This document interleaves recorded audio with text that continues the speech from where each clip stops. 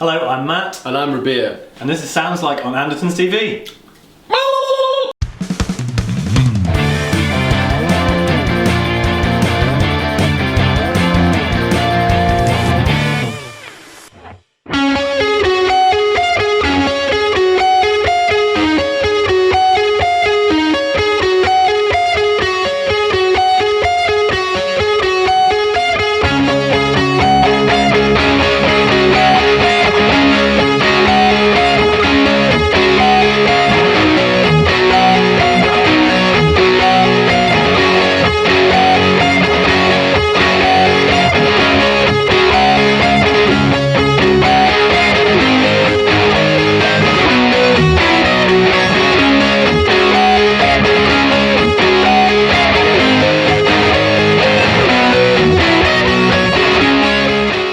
So today on Sounds Like, we are in Andertons once again.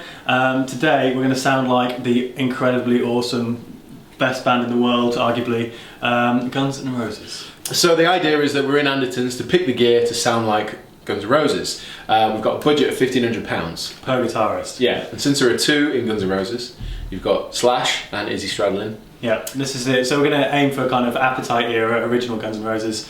Yeah, IZZY STRADLIN on rhythm and Slash on lead. Yeah. They had a lot of lineup changes, as is well documented, up to now. And actually this is a well-timed review, a well-timed episode, as they have just reformed, hopefully with the entire original lineup. So we're going to play a load of riffs, and we're going to try and do some lead bits and just have a bit of fun with it. So we're going to go and pick the gear. So Slash has a signature Les Paul, but that's Gibson, so we're a bit above our budget. And there's also a Slash AFD, very, very cheap Epiphone. I think it's £150. Yeah. So that's probably a little bit below budget. So there was a Rosso Corso, I think it was, Epiphone about £600, but apparently again that's limited run. So I think we're just going to opt for something Traditional. Yeah, maybe a nice tobacco burst Epiphone Les Paul. And to that end, we are in the Epiphone section where you might find such guitar. So this is more one of those, like, it's like a lemon drop style burst on that, isn't it? So like a honey drop in the sense, the way the paint job works. Yeah. But we're not bothered about the paint job, we're bothered about the sound and playability. Like? Well, these look very similar. This is £530, which is well within budget. It's going to sound nice because it's fitted with the Gibson pickups. Slash does have his own signature set, doesn't he? Signature Seymour Duncans.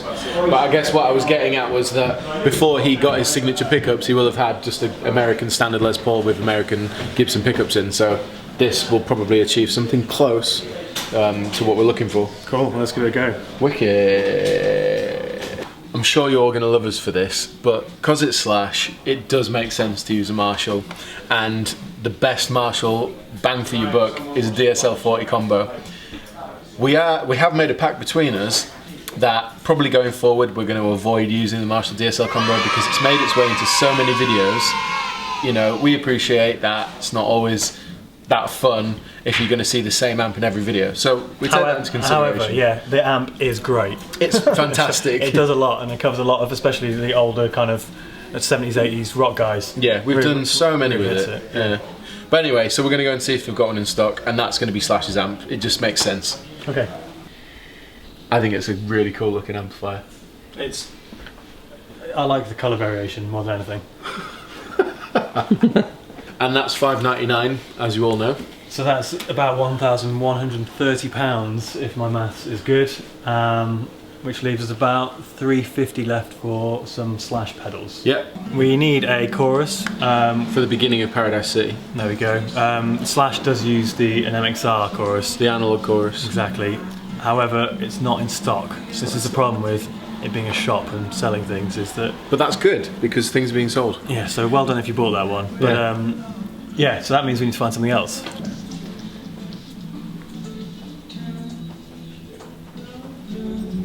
So yeah, we'll get one of those. It's angelic in its nature. And flies. I really liked the Seymour Duncan pickup booster. It's good. Just because it adds like a bit of top end and a bit more bite to the pick attack and stuff like that. And that's £100. Yeah. So I think that gives us a bit of cash left just to get a delay. Yeah. What I would say is that most people probably wouldn't account for buying a talk box. It's quite a specific Slash thing. Yeah, if you got it, then great. If not, it's not the end of the world. So you can swap that out for a wah. Yeah. Should you want. So yeah. But we're gonna have a go with the talk box. Yeah, because it's fun. And the MXR carbon copy, which is a nice analog sounding delay, which racks in at about 129, I believe. 126. Well, we just got told it's £126 and 99 pence. Close, but no So cigar. we were close, yeah. So that's the Slash rig, basically. There we go. So Matt, you want to sound like IZZY Stradlin? I'd love to. Okay, well, he uses hollow body and they're all here. Gibson Hollows. What have we got for you? Well, they're all Gibson, so they're out of the question. They are. These are all Epiphone, so they're all in the question. They're in the question, most definitely. We tried to kind of find some clips to isolate IZZY sound, particularly. I know he's done some solo stuff later than the early Guns N' Roses. But I think on a lot of the Guns N' Roses stuff, Slash has a rhythm track on the recording, as well as Doubled up, yeah, yeah. so it sounds huge. That's all right. So this looks pretty nice. It's designed by Epiphone USA, and it's is it a Sheraton? Is that the Epiphone pickups as well? These are Alnico pickups as well, and this is bigger body. It looks pretty nice. Yeah, it does. We should go for a bit of that. I think that's more his style. Okay. Yeah. People. Alright, man. Alright. IZZY's known for playing a lot of Fender stuff. We want something with a really nice. I'm thinking that rather than having a Fender and a distortion pedal, maybe we get something nice and with a really nice inbuilt distortion. Like a Swiss Army knife of tone. Well, we're in the Marshall and Black Star section, and we're actually thinking that we could use a Black Star for this. We're standing here next to the Artist 15, which is a new one for Black Star. 2-channel amp with inbuilt gain and. In fairness, the Black Star Artist series is supposed to be, I suppose, Black Star's answer to the Fender sort of amp.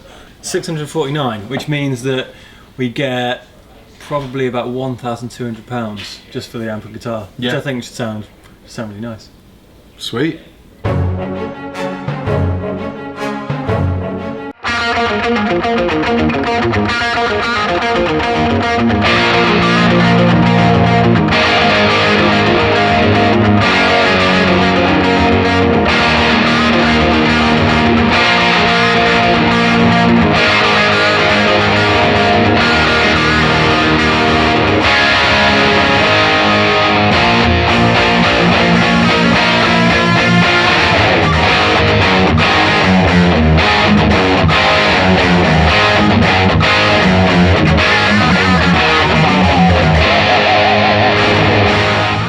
Okay, cool. So we're back in the room with all the gear. We are back. Sounding like Guns N' Roses today, hopefully. Yeah, I must admit, it's quite difficult. It's a challenge, definitely. Yeah, I think more so trying to find the right easy tone that works across the board. Yeah. When you're listening to the record, trying to dial in a tone that sounds like that, you've got everything going on at the same time, so it's really hard just to pinpoint that one guitar track. Exactly, and a lot of the time it's more layers than just a Slash layer and IZZY layer. Yeah, so it did prove quite difficult, but I think we got there. To that end, what guitar and amp are you playing through, and how does it sound? So this is an Epiphone Sheraton, by Epiphone obviously, with two Epiphone humbuckers, Alnico humbuckers in there. It sounds really, really nice. It is a beautiful looking guitar as well. And then we've got it running through the Black Star Artist 15, which is the new Black Star amp. But it didn't quite give us enough gain, did it? It didn't. So it was a bit of a gamble in the store. We wanted something with an inbuilt distortion that we could get somewhere close. But even on full, it wasn't quite there. So we've paired it up with the full tone Plimsoll. And that's without the Plimsoll in, right? That's the guitar and amp with gain on about 2/3. So yeah. It's nice and rich. It is actually these amps are rather nice, but yeah, again for IZZY just doesn't give us quite what we need.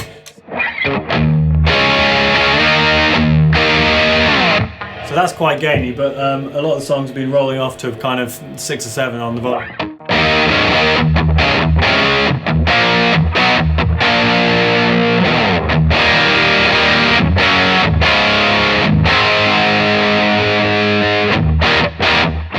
I may as well show you my guitar now, seeing as we've done that. Yeah. And I'm playing an Epiphone Les Paul with a built-in stand. No. I'm playing this Epiphone Les Paul 1960s Tribute Plus.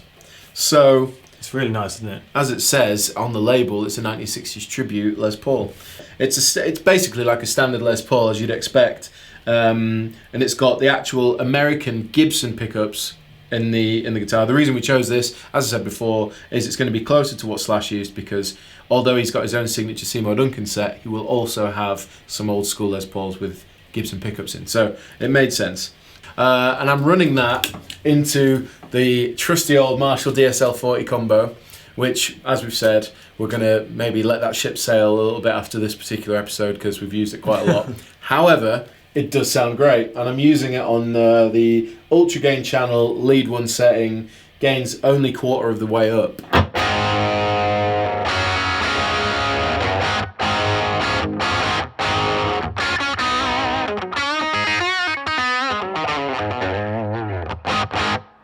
So, as you can hear, it's not particularly doing much. There's a little bit of gain on there. It's quite, I suppose, plinky might be the right word. Yeah. You've got that kind of like... But as soon as we throw in the Seymour Duncan pickup booster, it's got more sustain and more gain. It's set to halfway, and the resonant peak is set in the middle, and that's just how we're using it. It works really well. And then we've got the Angel Wing, which we used for the intro to Paradise City, which is the 40-pound Tone City chorus pedal.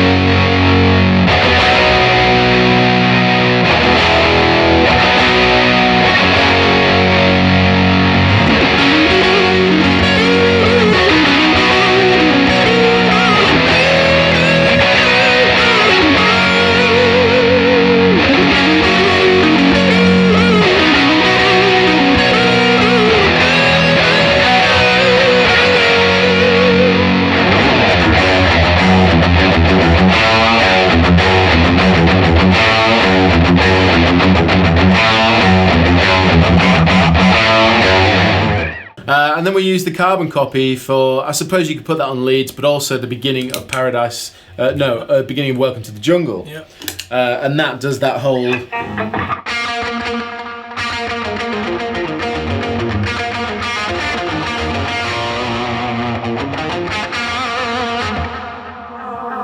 And we actually have that running through the front, which is normally something I don't do. I go through the loop, but to get that sound, you have to go through the front for it to delay that distortion. Yeah.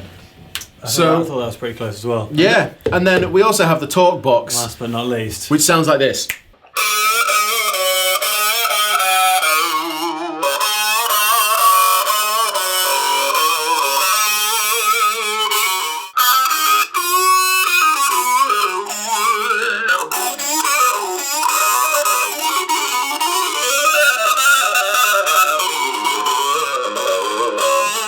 Basically, the talk box is a great addition to the rig.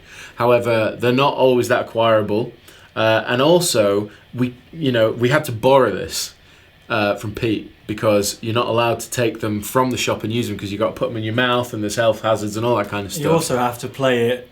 The sound comes out of your mouth, Yeah. so you have to kind of use it with a mic.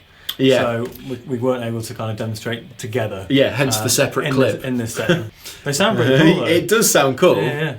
But yeah, that'd be the rig for Slash and for IZZY. Yep, there you go. Yeah, I think to be fair, it like I've said this before, it is really difficult to pinpoint tones from records and recreate them with gear that they've never used. Like Slash has never used this Epiphone and a Marshall DSL 40. It just won't have happened ever, and it becomes increasingly difficult to accurately recreate the sound of that artist. And that's kind of what's fun for us about this, is we try our best and we get to try out loads of cool gear. And then I guess it's up to you guys whether you think we sounded like the artist. So you need to let us know in the comment section. Lastly, I think also we're trying to replicate studio songs. Yes, we are. And in the studio, it's quite often that people will just use 50 different guitars on a record, or lots of different amps, lots of different effects. But then live, they'll just have the thing, and that live's the most recognisable sometimes. Absolutely. You'll go, oh. I think we did a good job of sounding like Guns N' Roses. Yeah, well, as Beer says, let us know what you think, and all the gear's in the links in the description box. Yep, so you can get your hands on all this, and yeah. He's been Matt. And he's been Rabea. See you later, guys. Bye. Shrill sound in that amp, isn't there? Mr. Happy. When you listened to Morgans and Friedmans yesterday. Yeah, then you're like, oh, shit. It's Morgan Friedman.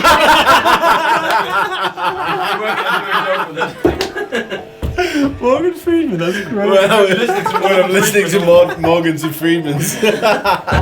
Morgan Freeman has a great voice. Yeah, he does.